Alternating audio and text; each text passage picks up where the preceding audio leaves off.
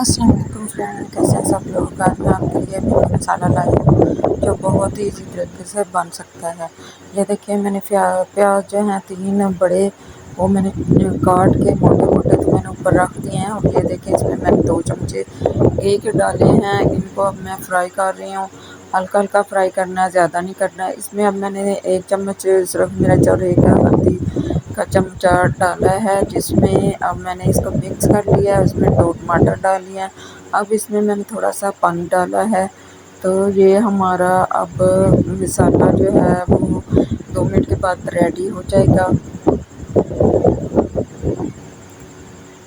ये देखें ये हमारा मसाला जो है वो रेडी हो चुका है। इसमें मैंने 2-3 मिर्चें सब्ज़ मिर्च काट के वो रखी हुई है। ये मैंने फ्राई जो है भिंडी को पहले कर लिया है छोटे छोटे पीसेस करके। आप भी ऐसे पीसेस करके इनको आपने फ्राई हल्का सा कर लेना है। उसके बाद इसमें मसाले में इसको ऐड कर देना है। फ्रेंड ये बहुत ही मज़ेदार भिंडी मसाला बनता है, आप खाएंगे तो आप को ये भिंडी की रेसिपी बहुत ही पसंद आएगी। अब इसको मिक्स कर लेंगे हम।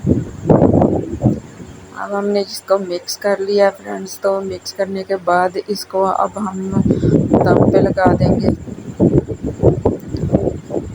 इसको अब हम ऊपर से 5 मिनट के लिए ढक देंगे। तो ये देखिए फ्रेंड्स